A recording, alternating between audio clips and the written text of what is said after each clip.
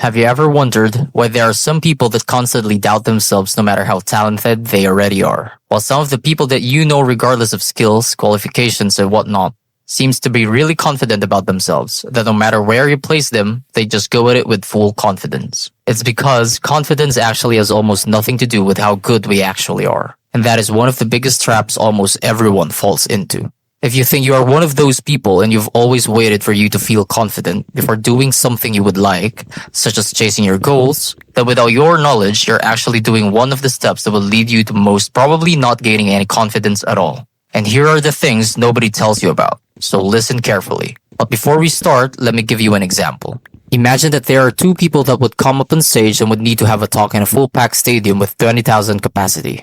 Now, one has been practicing and doing this for a decade already, and the other one hasn't really been doing much talks yet. Now, do you think that it would be a lot easier and feel a lot different for the person with the experience compared to the one with less? If you thought that, that automatically means the person with experience would feel more confident than the other one, then you're most likely wrong. Because here's the thing that most people probably misunderstand. Before coming up the stage, in fact, nights before the talk, both of them would experience almost the exact same things. Both of their heart rates would increase. Both of them would also feel scared because confidence doesn't necessarily erase fear. It simply changes what that fear actually means. Let me give you a personal example. I talk and give care to a lot of people on a daily basis.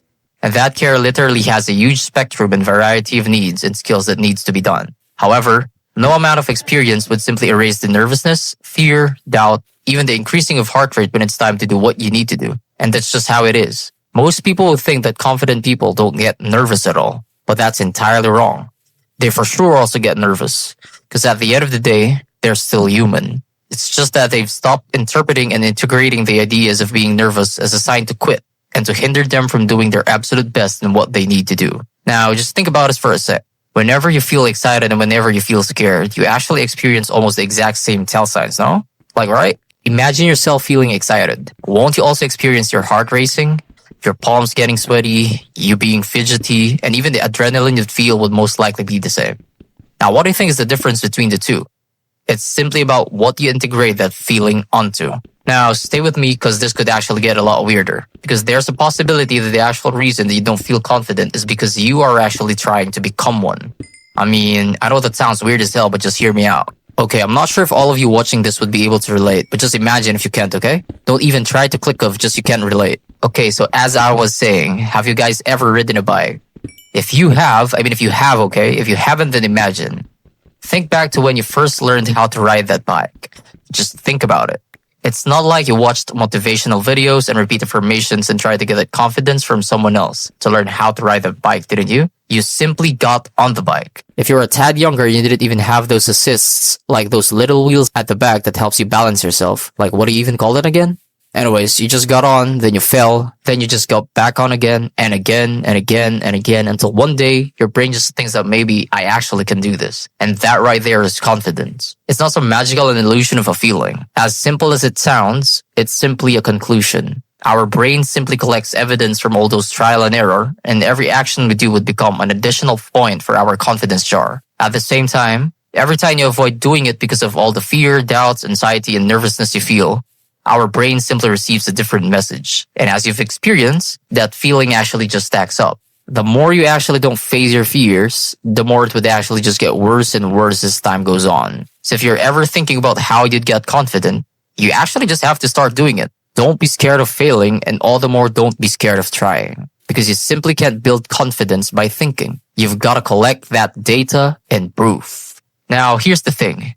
There's actually another reason why that confidence disappears or why you can't actually bring yourself to feel more confident at all. And that is comparison. Well, that honestly has become a huge problem for quite some time now due to the boom of social media. Like, genuinely. Social media has literally turned comparing ourselves to others as if it's a full-time job.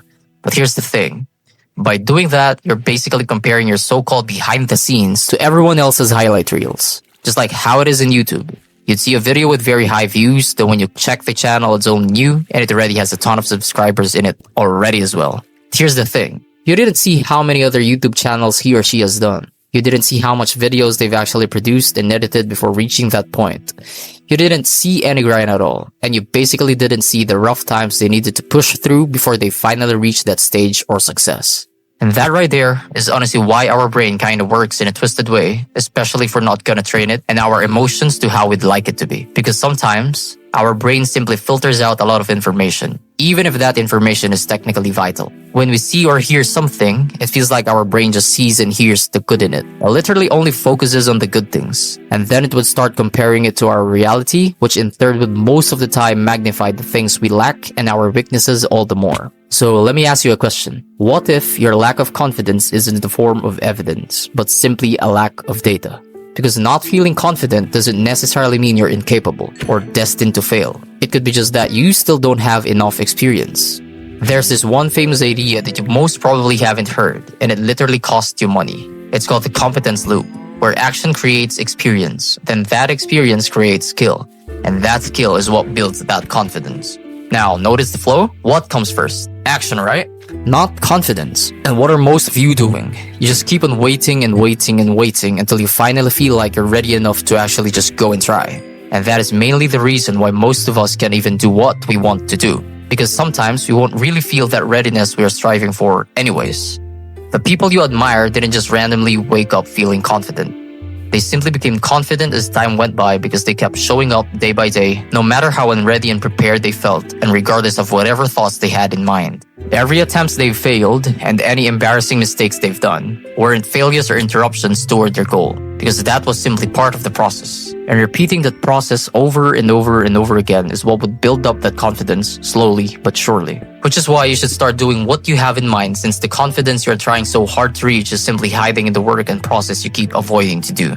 Imagine if you were able to see your future self 5 to 10 years from now. Or if you're watching this right now and you're one of the people who used to battle finding confidence in whatever you do, then you can look back to the days you felt unconfident. Your version now and the version you could possibly be any year from now is most likely still not the perfect version you aspire to be. It's simply a version of yourself that didn't stop trying. That version of yourself wouldn't give you any advice or motivational talks such as they finally stopped being scared. Because the reality is that it simply doesn't work that way. The version of yourself would most likely have only faced their fears, their doubts, their concerns, one step at a time. And regardless, just pushed through and did what was needed to be done. And realizing that honestly changes everything. Confidence isn't something that you'd wake up one random morning and you just decide that you'd finally be confident in that one thing. Building confidence takes time. And that confidence will grow slowly as you do the things you're uncomfortable in, one step at a time. So the next time you feel scared, the next time you feel anxious, and the next time you feel nervous, don't panic, put yourself down, and question why on earth you aren't and can't be more confident. Instead, just take a deep breath and do things one step at a time. Do that presentation you're so scared of. Have that conversation you've been avoiding. Start going to the gym and start doing the things you've been trying so hard to avoid, no matter how uncomfortable it makes you feel. Because you gotta realize that confidence isn't the starting line. It's the outcome of finally doing all those things that you kept avoiding repeatedly through numerous trial and error, one step at a time. So don't wait when you finally feel like you're ready, and just put one foot forward into that starting line. And when that day finally arrives that you'd realize that you're already confident into that one thing, you most probably would already be too busy chasing that next challenge you have in mind.